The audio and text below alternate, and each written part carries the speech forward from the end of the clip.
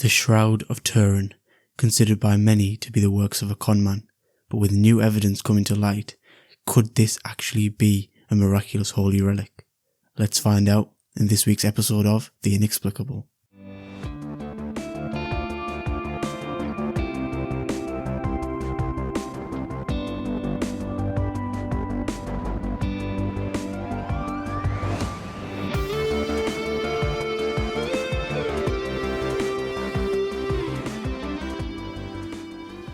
Hello and welcome back to The Inexplicable podcast, the only place in the known universe where leaving with more questions than answers means you're heading in the right direction.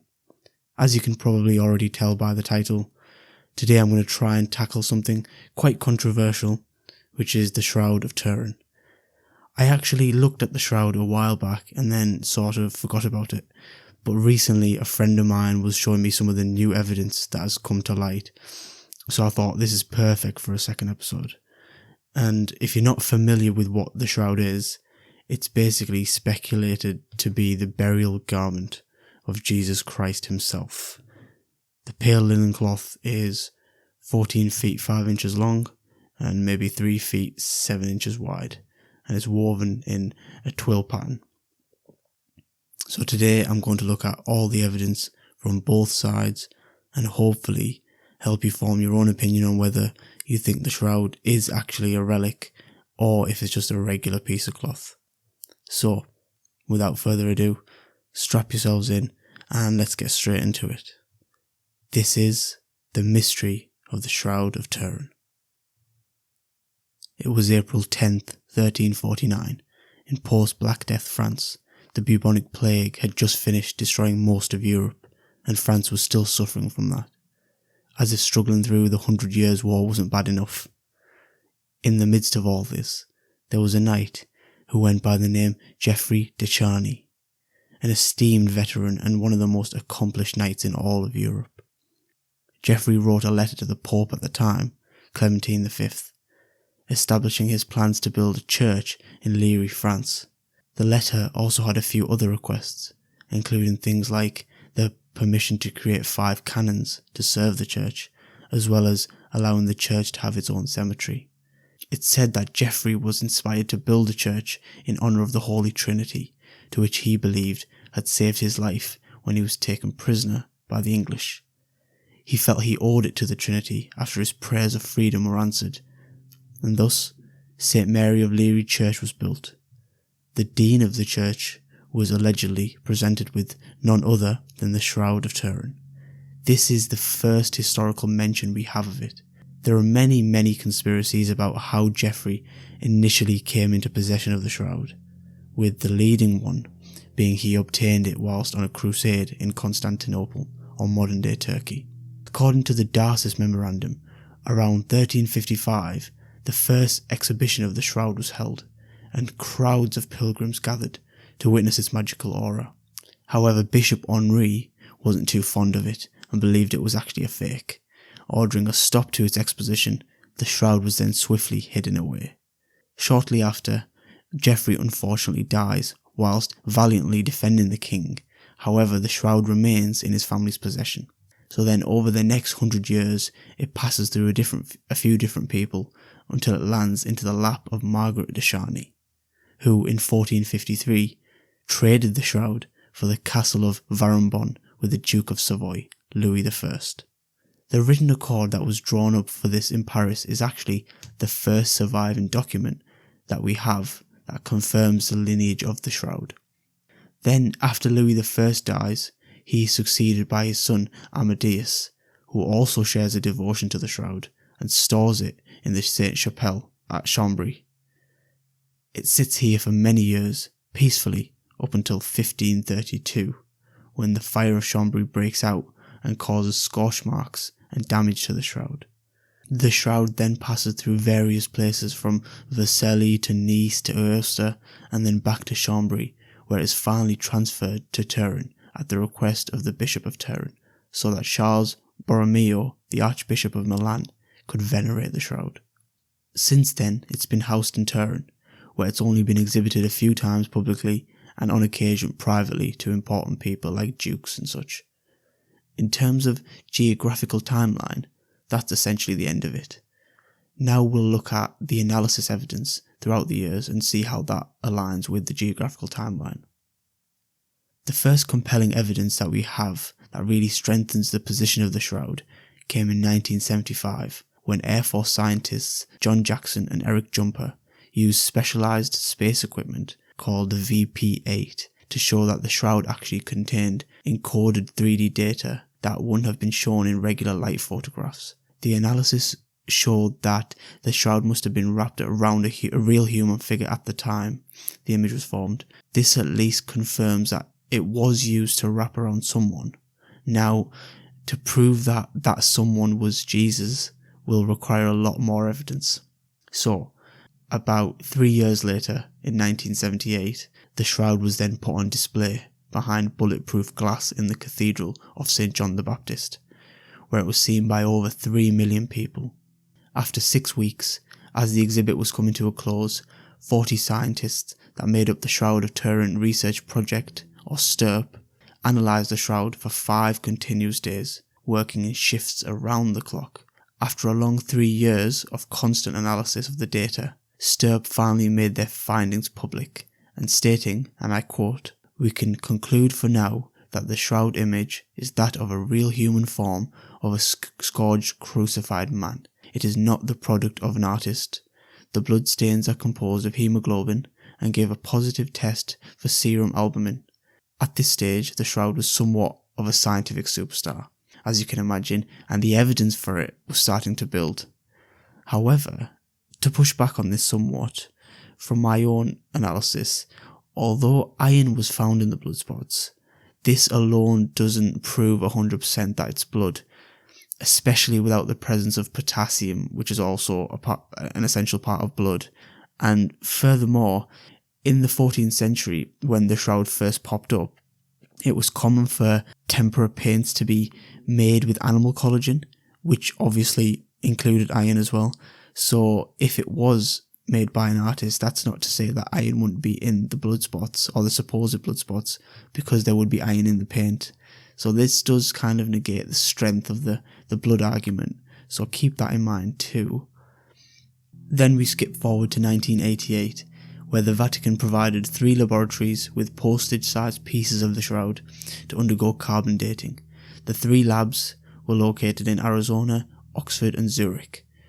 This was straying from the norm in terms of protocol, as radiocarbon dating was known to require a 7 laboratory procedure to keep its integrity. But the Pope insisted, citing private matters as his reason, so the samples went out and testing begun. The believers waited patiently, and the naysayers were eager for the results to prove them correct. Later that year, the results came out, and they were unanimous.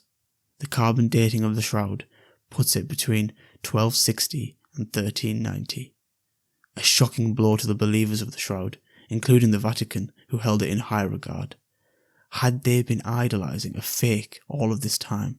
Just a random burial cloth? Well, not so fast.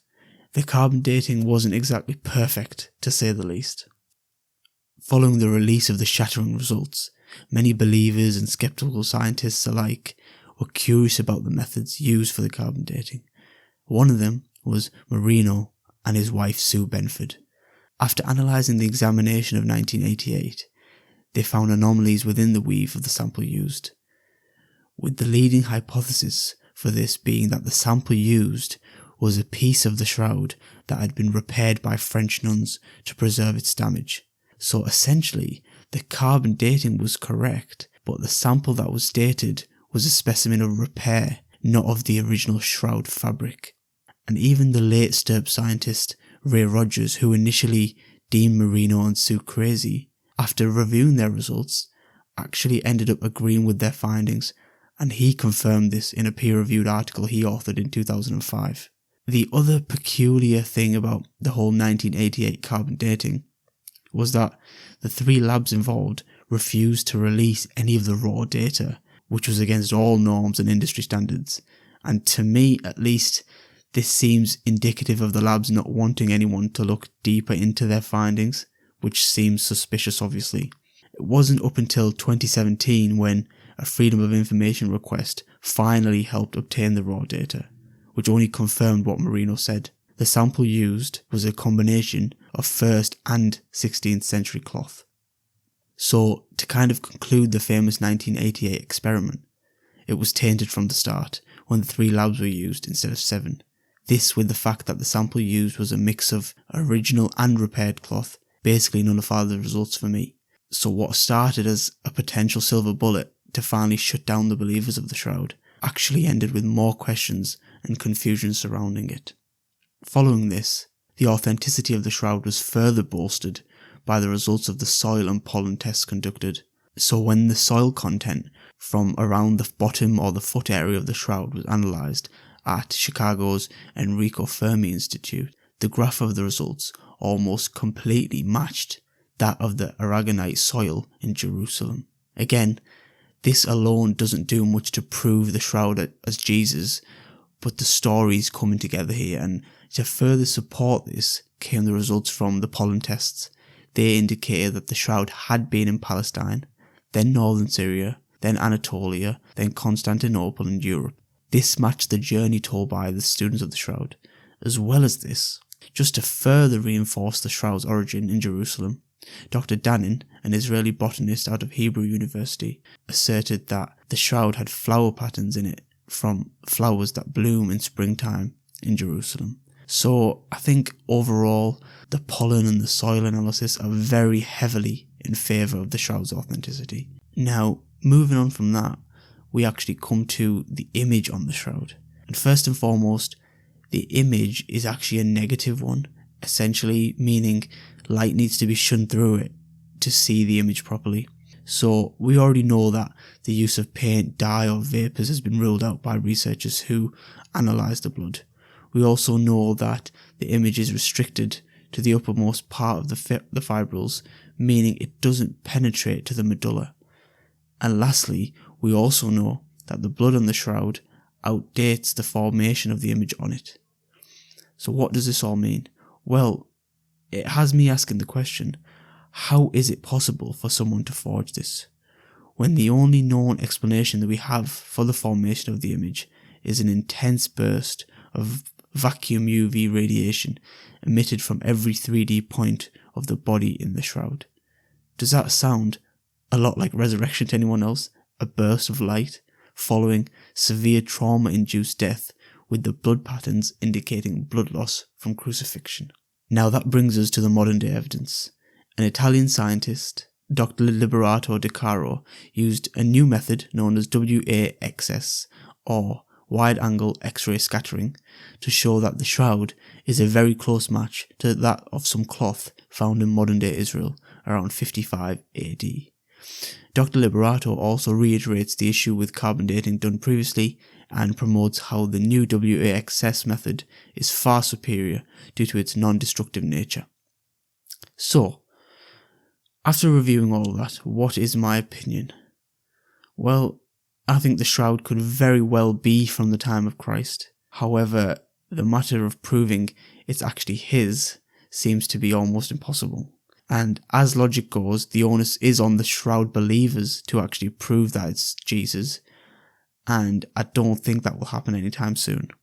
So for now, I guess I'm a half believer. Basically, I think it's definitely older than some scientists have tried to suggest, but whether it's from Christ, I don't think we'll ever know.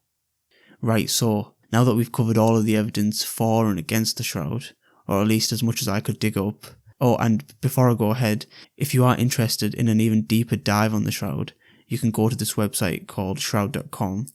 It literally has everything about the Shroud, from full journal research articles to pictures to timelines to discussions, so definitely check that out if you're interested. But anyway, I think to really understand the importance of the Shroud, we have to look at its place within the Bible and Christianity and just ask, does the evidence align with the biblical narrative? So, let's go through the instances where the Bible aligns with the evidence we see today, starting at Matthew 27-29, where it talks about the Romans placing a crown of thorns on the head of Jesus, mocking him as the King of the Jews. This actually is sort of backed up with the evidence of heavy blood flow around the head seen on the Shroud.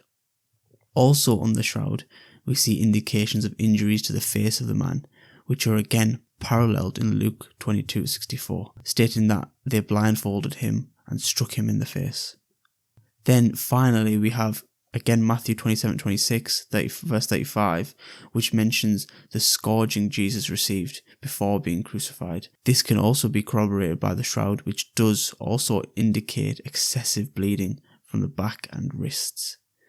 So, although these may seem like cherry-picked quotes to support the evidence, I have genuinely tried to look at this fairly, and these are just the ones that seem to really align with the evidence. And to be honest, there isn't actually that many mentions of the shroud within the Bible, so anyway, the pool is sort of shallow as it is.